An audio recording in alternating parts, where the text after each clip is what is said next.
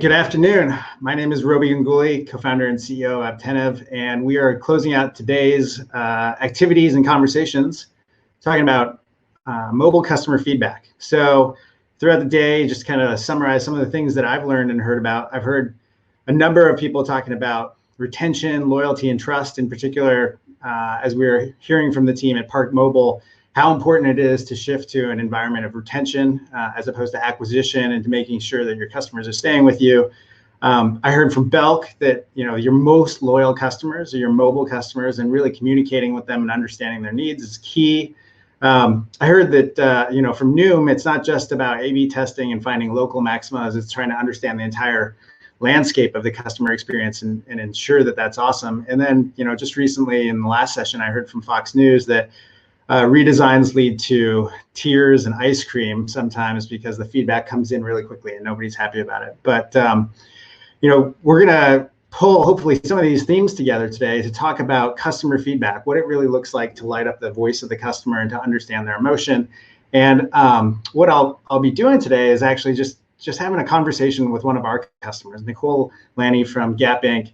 is going to be joining us to talk about what's going on over there. And so for some context about Apptentive and myself, we're a company super focused on customer love, the notion that really reaching out and hearing from customers is important. In particular, we've been focused on mobile because mobile is the place where eventually all consumers will be spending a meaningful amount of time. And obviously over the last 7 months, we've seen that it's a lifeline for a lot of customer relationships, that mobile device has really become prominent and super important. We work with really large consumer brands to help them understand customer sentiment, collect feedback for product managers, personalize for marketers, and really think about the consumer insights and consumer experience. And so as a company, we've been around for a number of years. We really help people with loyalty, retention, product road mapping, retargeting. But again, it comes back to this notion that brands around the world have millions of customers, and they want to be loved by those customers, that they want an emotional connection that goes both ways, because that's where loyalty and trust comes from. And in a time when we think about retention more than ever, really earning that love and loyalty is super important. So that's why we're really honored to talk today with Nicole. Nicole is a manager of consumer insights at Gap Inc. She's been with the company for over 5 years. And she really focuses on lighting up the voice of the customer, from running programs using customer surveys to really thinking about how to deliver that information internally and make the company smarter and make better decisions on a regular basis. And you might not be super familiar with all of the brands, but Gap Inc. is a multi-layered portfolio of consumer brands that touches millions of customers every day.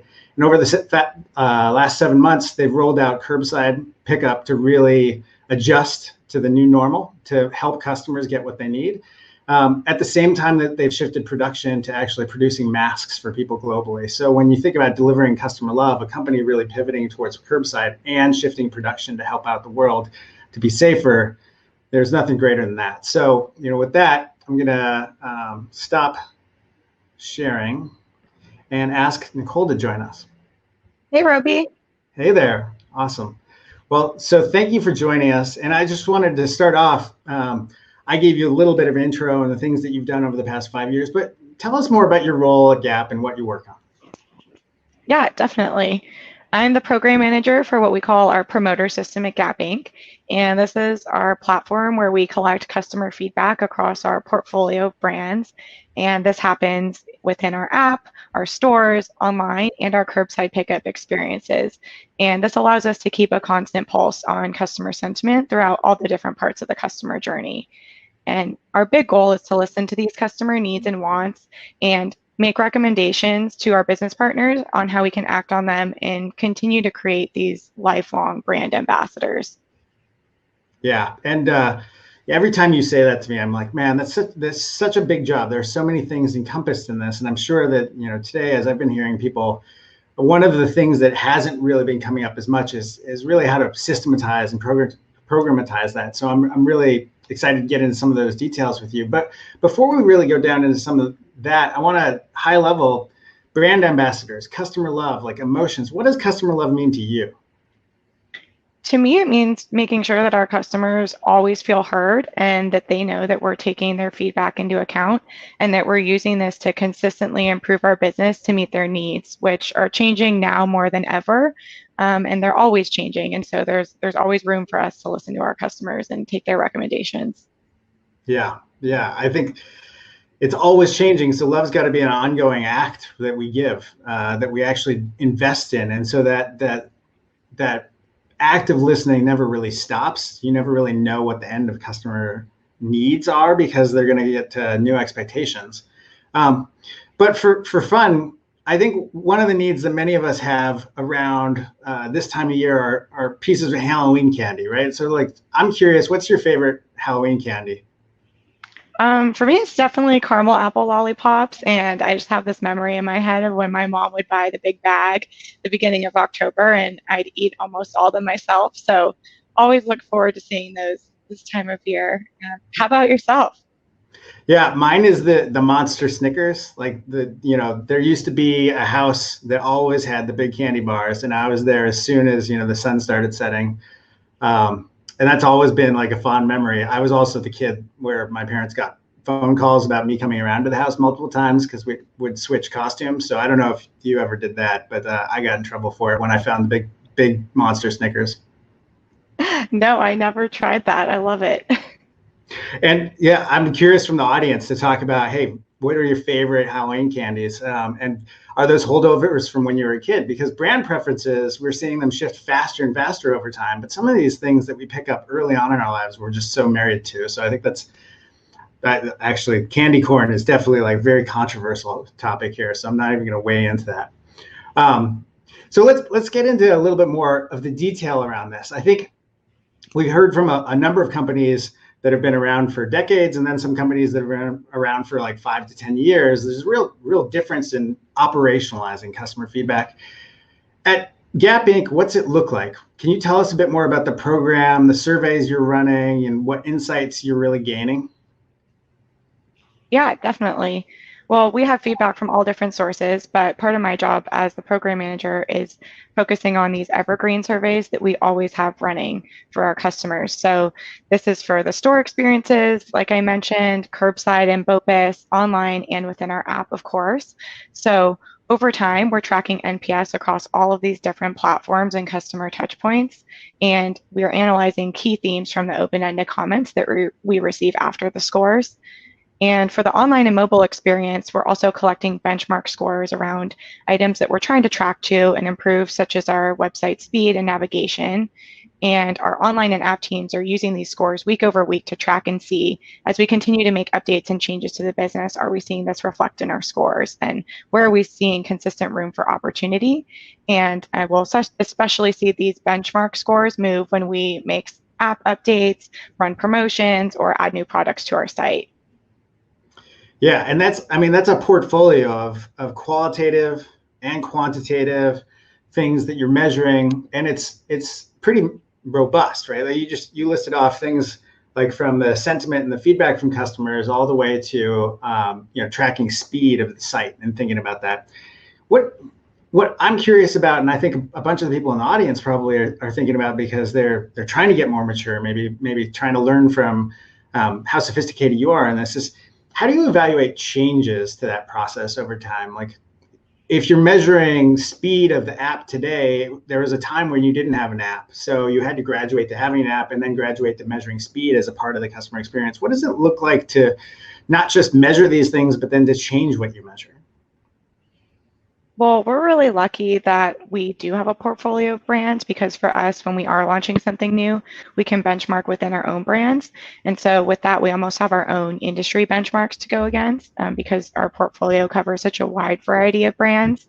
But I think it's truly like reading between the lines and getting the meat from those open-ended comments. And our job in consumer insights is not just to report the scores, but to really tell the story. And so that's where we really come in with a lot of our business partners, because we make the data accessible to so many people within the organization. But our job is to really take all of that data, ingest it, and then tell the story behind it. So not just what the numbers are saying, but what the customer is saying behind the number. Yeah, I think that's it's really important. And as we've talked about this and gotten to work together more and more over time, one of the things that's really impressive is the way in which you're actually taking that information and you're sharing it, right? So that the organization as a whole is getting smarter, that they're making business decisions with information that is actually customer driven, right? With that voice of the customer. So can you get into some more detail of how you interact with those other departments, and maybe even giving us examples of how you instrument and inform cross-departmental decisions? Yeah, definitely. So we're really lucky that consumer insights were at the heart of so many different decisions. So we work with marketing, our online teams, of course, and then a lot with store operations and product management and innovation. So we try to roadmap as far ahead of time as we can as we work with these departments and we see what's on their roadmap for the year. We're partnering to see where we can research as they're testing things in stores or rolling out updates to online or our app. Where can we be collecting research across the different platforms that we do collect customer feedback?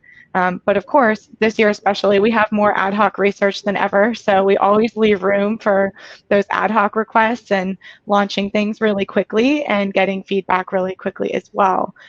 So this year's been really fast paced for us as an organization and especially for research. And we were turning around research in a matter of hours or days, especially at the beginning of COVID.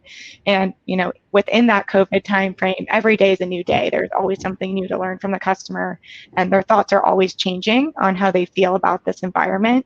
And so I was actually one of the co-founders within our data and analytics organization to start this research hub where we're posting all of our customer research. And some of that was research from our own teams, some was predictive analytics from our teams, and then we were also posting industry-wide news, information that we were getting from our vendors, just as much information as possible so that our leadership teams could make the best decisions in the moment. And I think what's really great about this is this sparked the birth of our customer newsletter. And so now we send a customer newsletter every week, which is company-wide, and it shares all of our research that is our top findings and then routes everyone back to this research hub where they can continue to dig in and they can search for specific keywords. And if they're searching just for online or they're searching for curbside pickup, they can go in and truthfully see where's all the research surrounding this category.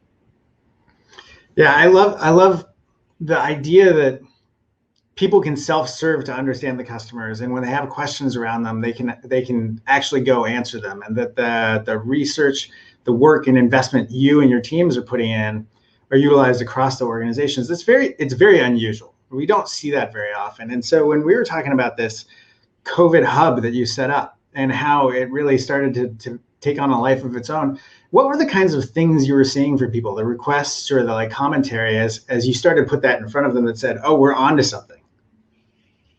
Well, face masks are obviously huge, which has been really awesome because, like you mentioned, that's been a really big part of our business. So we created an entire page on the site for face masks so that people wouldn't have to search for the data because that was always top of mind. And we were constantly pulsing our customers on how long do you think you'll be wearing masks? Where would you be wearing masks? Would you shop somewhere that required you to wear a mask or that didn't require you to wear a mask? And so we had research going around with our customers from our community who were able to help us answer some of these questions. And that was definitely a hot spot on the site. But I think in general, it was a lot of change management because we're so used to sending someone a project in an email or scheduling a Zoom meeting to review. But because of the nature of how quickly we had to make decisions, we were really able to centralize this research and make sure that all eyes that needed to be on it could be. Yeah, you can't scale the CX team from a Zoom meeting perspective. Your calendar is too full. So this really helps out. And then you iterated on it, right? So you had so much of this going on, and then you actually turn it into a newsletter. So you're not just having a self-service hub, but then you're actually delivering stuff into people's inboxes around the company on a regular basis. And talk to me about what success has felt like there. And we've talked a little bit about open rates and how many people are consuming this. How do you think about measuring that success internally? Yeah, definitely. I mean, I think for us, it was a huge spotlight on our team and what we do.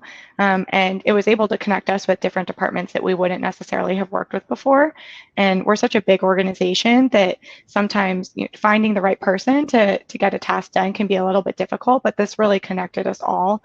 And then, of course, because we do have the portfolio of brands, it really allowed us to leverage data across brands. And so that's always something that we're trying to work on. If one brand has a really great key learning, we want to make sure that the other brands know about it if they want to implement something similar. Yeah, and in mobile, we see this quite a bit, where one brand is thought of as the mobile leading edge brand, and the other brands are seeing, okay, how is this going for them? We're going to test the waters with this brand and then move forward. So let's get into how mobile plays into this. Like, how are you using it as a listening channel, especially now when people aren't doing as much in person? Tell me more about that. Yeah, definitely. I think mobile was key for us to do some research at the beginning about how people felt comfortable. And we were also surveying customers about the new shopping experience, because a lot of our customers who were only store shoppers were now shopping online and mobile. And so we really needed to dig in on where some of the pain points and confusion might be for a customer who's switching from store to mobile. And then, of course, as we launched curbside, then we continue to research with customers, how they wanted that curbside experience to look like. And this was really great because we actually let them tell us what they were looking for. And we were able to shape our launch around that and turn a curbside pickup launch around so quickly, more quickly than we've done things before. So that was really great to be able to get, quick pulse surveys on their feedback and then share that with the teams who were making these really fast business decisions.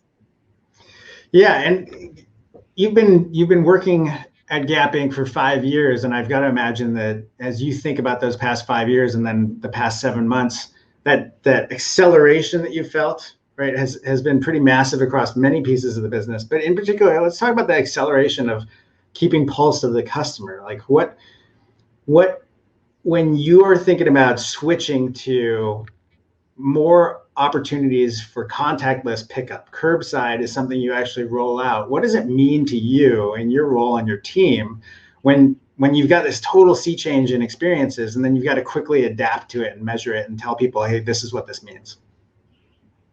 Yeah, definitely. And a lot has changed. I was just thinking about this morning that when I worked in stores, we just had rolled out iOS, like iPad devices, and that was the big thing. And here we are now. So it's definitely been a wild journey end to end. I think for us, it's the partnerships are really important, and then especially from consumer insights being that unbiased party. So that's a great thing about us collecting the feedback and then working with other teams is we're able to collect the feedback and tell the story how it really is, and say, this is word for word what the customer is asking for, and giving really truthful and honest feedback to the teams that are working on the product.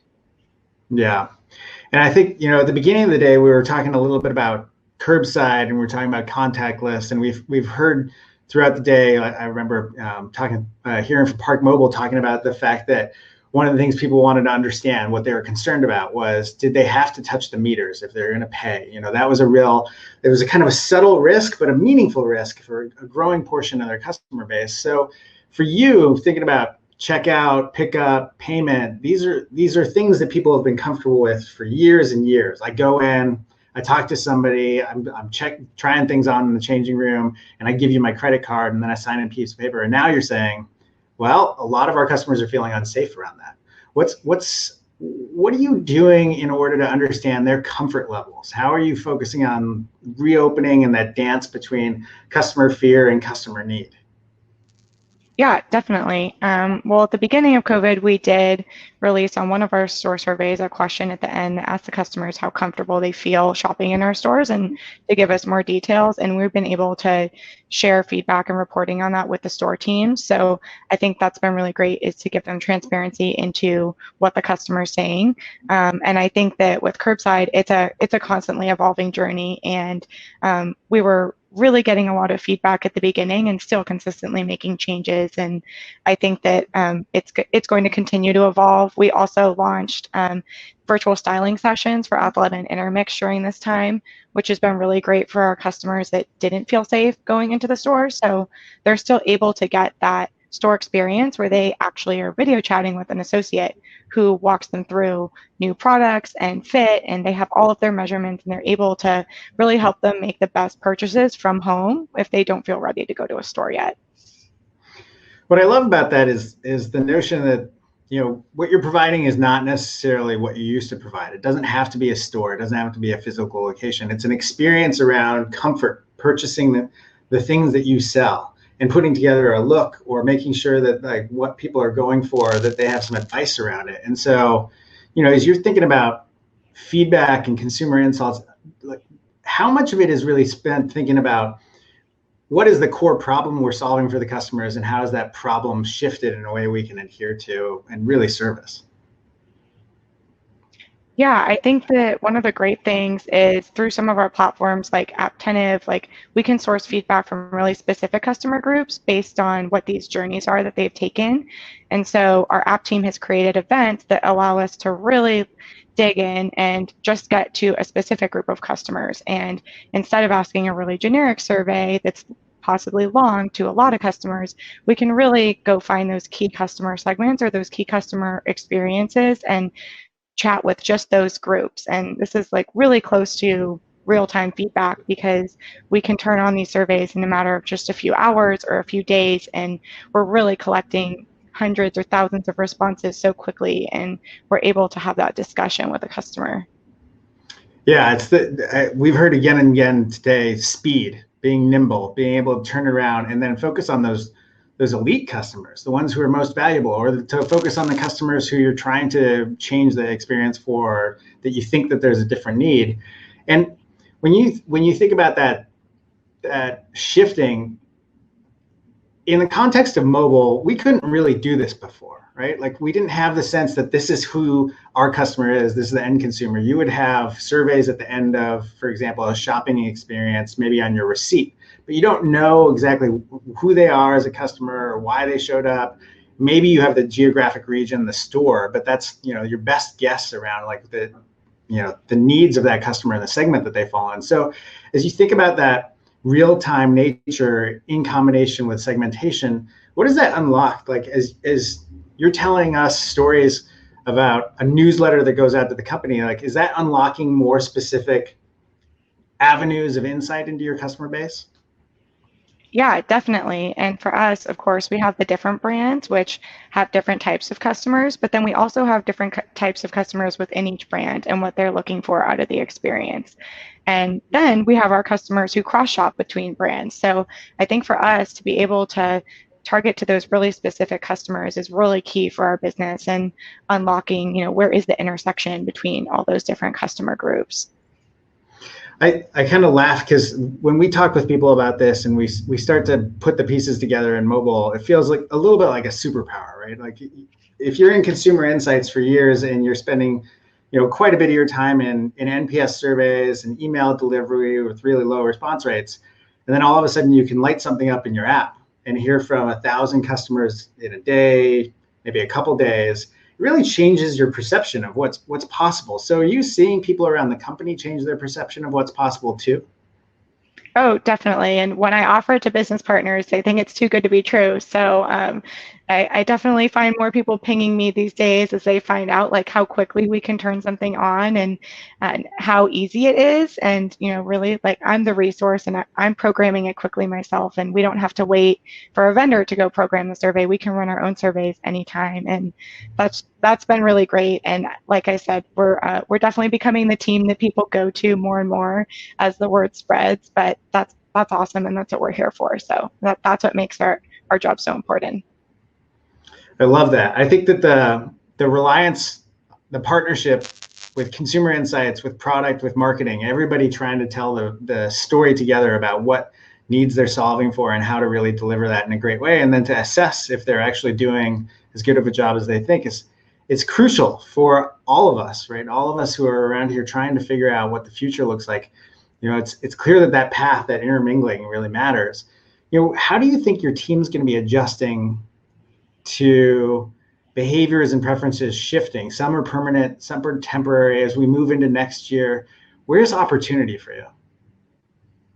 Well, we had to do a lot of shifting already this year, especially our customers had these changing lifestyles where they were working from home or virtual schooling, and they really weren't wearing the same clothes that they wore in their previous lives. And so we've done a lot of adjusting already towards, the athleisure style and these more comfortable, versatile looks, and really showing our customers like how our pieces can be worn in their new lifestyles. So we've had to pivot a lot, both with the assortment and the way that we're marketing to our customers. But this is like really a lot. We've adapted quite quickly this year to these needs that our customers have. And we're really lucky that we've had some teams within the company that are absolutely brilliant, and they've been able to run predictive modeling scenarios on how long the pandemic will last, when certain stores would reopen. And so we're just really grateful that we have those really important teams who are helping us make decisions so that we can forecast what our customers are going to be looking for. But I think this is the new normal, and so for the rest of this year and next year onward, I think that we're going to continue to learn and hear from our customers what life looks like now for them. And even some of the research that we had at the beginning, things have not turned out the way that we thought they would, or the customer thought they would, obviously back in March or April. So we're going to have to continue to evolve for the next year. Yeah. Well, I, for one, hope that the athleisure acceptability in outfits continues to remain around. I've enjoyed it. I don't know about you. Do you have any favorite athleisure things you would recommend to our audience here that people might not know about, but they should totally own? I never owned joggers before COVID, and I have to say now I'm a huge fan of joggers. I can't speak for men because I haven't tried the men's joggers, but we have some really great ones at Athleta and Old Navy that once I found the pairs that fit, had to buy a few colors. And I definitely agree. It's going to be hard if we ever have to go back to wearing real pants, for sure. 100%. I also did not have joggers before this, and yep, I have multiple pairs because they're totally comfortable. I didn't really understand why. Now I do. It's pretty awesome. One of the questions, just to follow up on something we were talking about in terms of how the evolution of measurement and management and feedback has gone, is one of our audience members is curious about how do you manage global in-store and offline feedback efficiently? You've got multiple channels of feedback. How do you, as a consumer insights team, take that, parse it, and then do with it what you need to in an efficient manner? Yeah, I think that's definitely the hardest part of this job, is that, frankly, we have so much data that sometimes you don't know where to start. But as we always say, feedback is a gift. So we try to take it that way. I think that for me, what's a huge part of my role has been training other people at headquarters to feel really comfortable with our data. And so I know that I might not always be able to help someone with a request because we're such a huge organization, but it's about empowering people to be able to pull their own data and read their own data.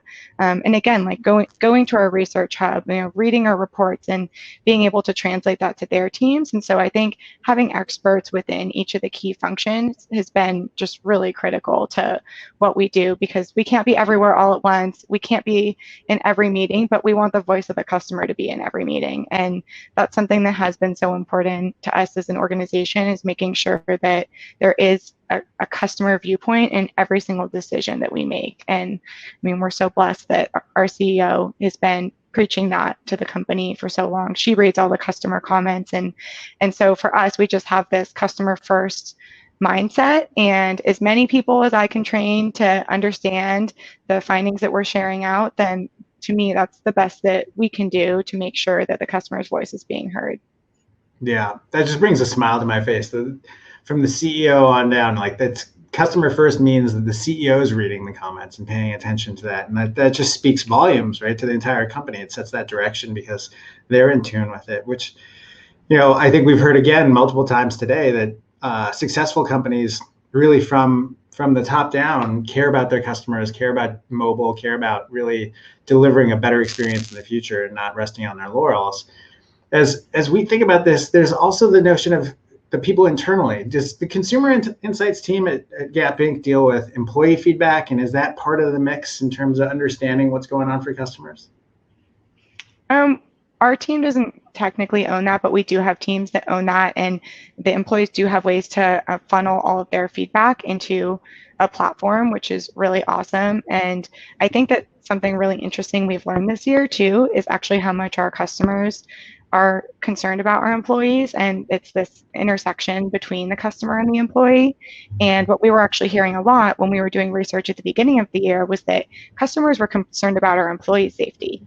And so while there were a lot of customers who really wanted our stores to be open so that they could shop, we also had a really big group of customers that were worried about, what does this mean for employees?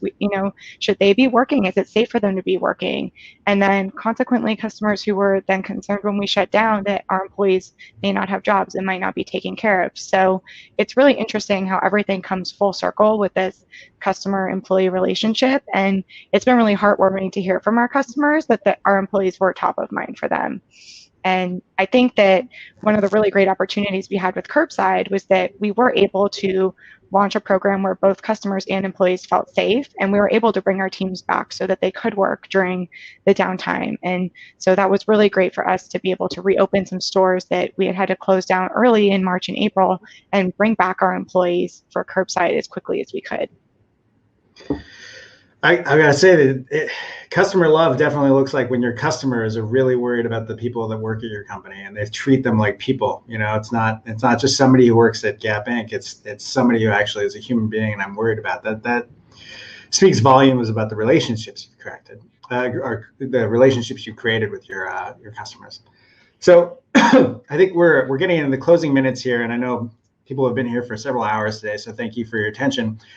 Let's finish this off with some recommendations. You know, based upon what you have learned over the past few months around customer feedback, Gap Inc.'s very sophisticated around this. Clearly, you've changed quite a bit. What advice would you be giving to the people here who are attending this set of sessions and are trying to learn about how they should really think about customer feedback and the voice of the customer going forward?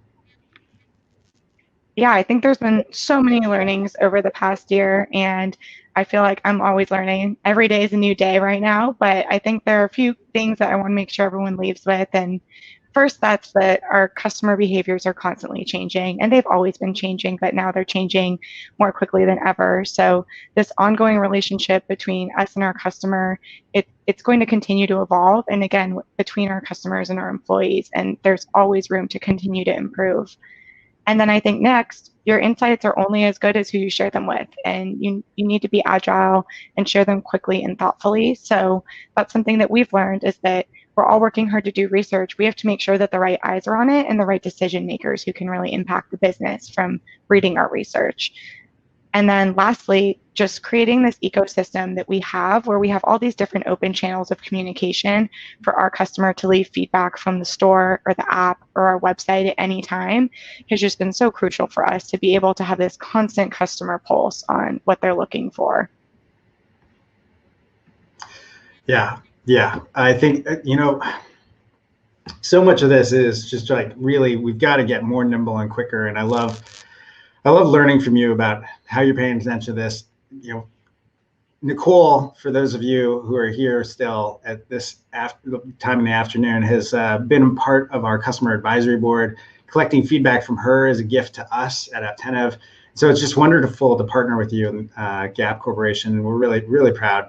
So thank you for joining us. I'm going to wrap this session up, and it's actually the end of the sessions for all today. So I want to say a couple thank yous. First, special thank you to Radar for putting this entire event together. It's been really phenomenal. I've learned a lot today, and I'm looking forward to tomorrow. Thank you to all the partners and speakers for making this a really good first day. Hopefully, you've been able to appreciate and enjoy most of these presentations, be here present for them, even though you're probably in your own apartment or house. And please engage in the Slack channels and the conversations. And after this, all of our partners are going to be live in their virtual booths. That includes Apptentive. We'll be at our virtual booth to talk more about how we deliver customer love at scale for the largest mobile brands in the world. And so join that Slack channel, and then come back tomorrow morning, where we are going to kick off at 10 a.m. Eastern time for talks from product leaders at T-Mobile, Jobble, Bowl.com, Vroom, Chipotle, and others. So thank you very much. And Nicole, thank you again for joining us. Really appreciate your insights. Thank you so much, Robi. It's been great to chat.